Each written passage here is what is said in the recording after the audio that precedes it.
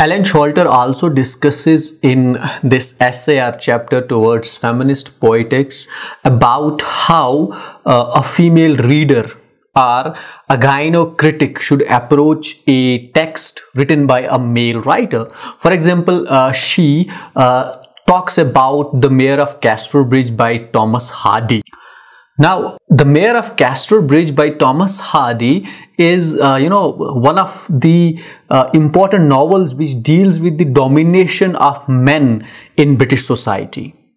And, it's a novel where we know Henchard would be selling his wife Suzanne along with her child. And she quotes Irving Howe, who had written an analysis of critique of this particular novel, and what he found at the beginning of this novel, where Henchard would be selling his wife Suzanne, is a male fantasy at its peak. A male selling his wife for 5 guineas or something like that. And he says that he sold his wife because Irving Howe thought or wrote that her wife Suzanne was, drooping, was rag, was, submissive or dependent kind of a girl, so or a lady. So what Irving Howe found in the relationship between Suzanne and Henchard was that their relationship was not happy or was not good, and that was one of the reasons, she was always complaining, and that was one of the reasons which forced Henchard to sell his wife. Had their relationship been good, Henchard would not have sold his wife. Now, this is how Irving Howe looked at this novel, The Mayor of Casterbridge. But Alan Sholter says that if a female reader or if a gynocritic or if a feminist critic would analyze or evaluate The Mayor of Casterbridge by Thomas Hardy, she will look at different aspects of this, which a male eye can never see.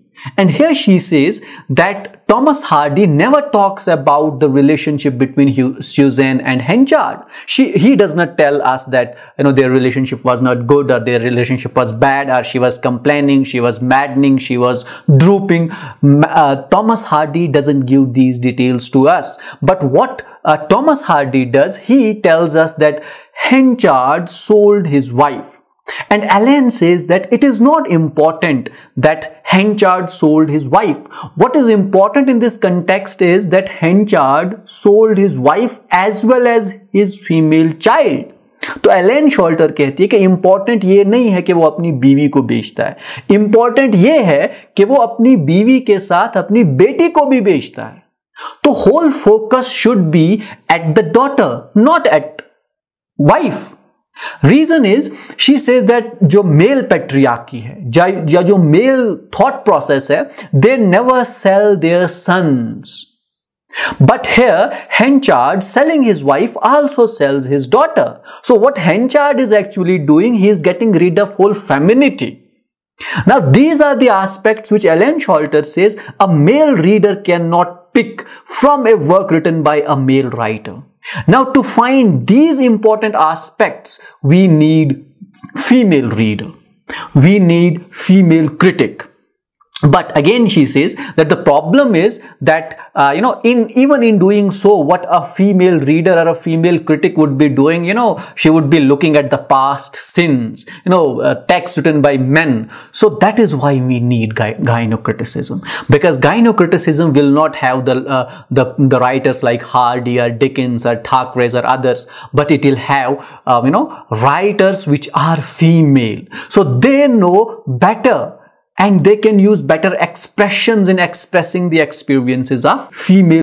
And she also talks in this essay about gynocritics. Like she says Elizabeth Barrett Browning was a gynocritic. She says Muriel Spark was a gynocritic. And she says that in order to understand or accomplish this gynocriticism, we also need to include in it social, political and personal experiences. Initially she said that gynocriticism was like individual fantasy, was experimental, and feminist critique, that is woman as a reader, was more Marxist in its nature, because it would take into account account social, political, and historical aspects. But later she says that even gynocriticism needs to have these social, political, and historical context in it in order to make it complete, whole.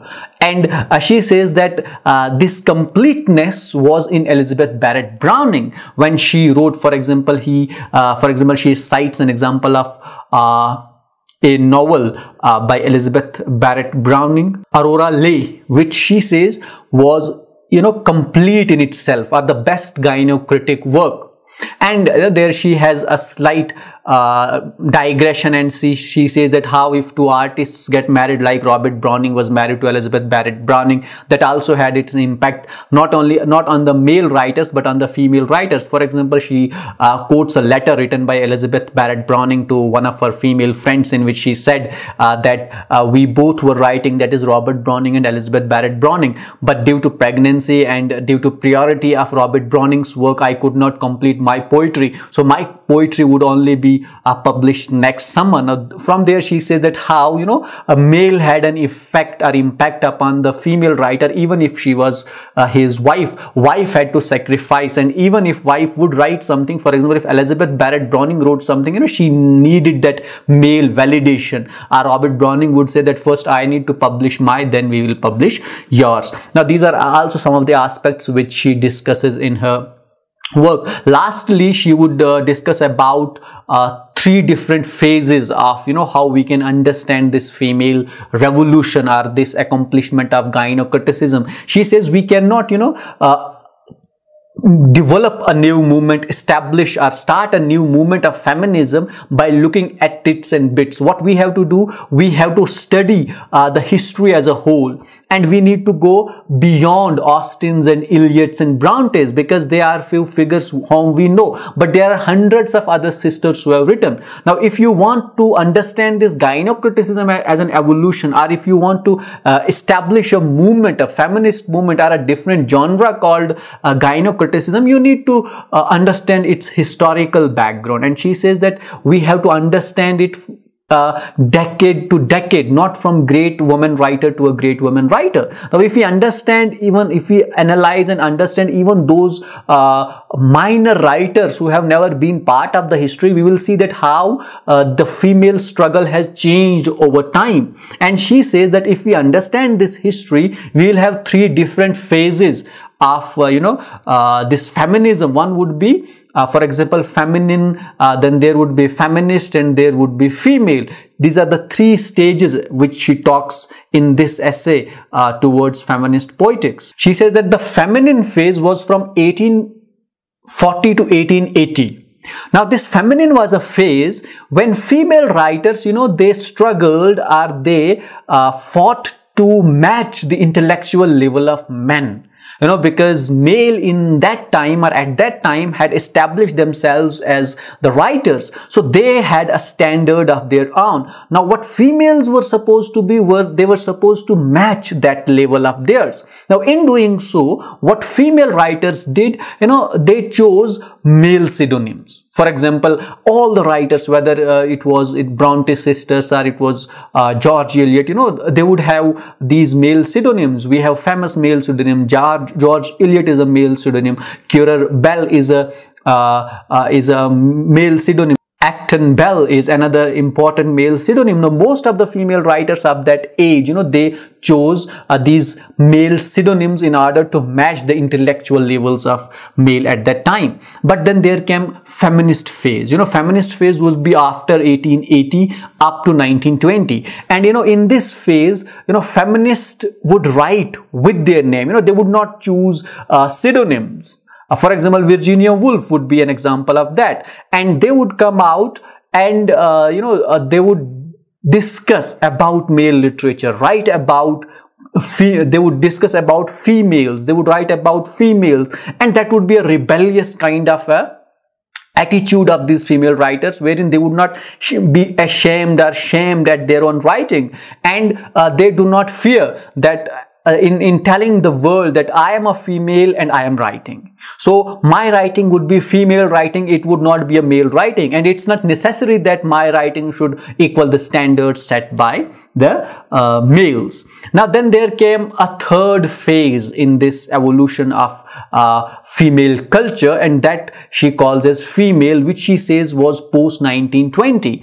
And in this, these writers after 1920 would reject both the feminine and the feminist phase. You know, in feminine phase there was imitation. They would imitate the standards set by the male, and in the feminist phase there would be rejection. You know, we don't accept these things. Now she says that in the female phase, they rejected the imitation and they rejected the rejection of the feminist phase. And now they said that what we want to incorporate in the writing is only female experiences, is our own thought process, is our own psychodynamics.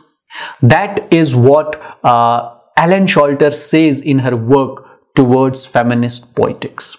Now that is all we have in this lecture. We dealt with Towards Feminist Poetics, in which, you know, Ellen Sholter tries to give a roadmap as to how the female should approach literature and how they should write.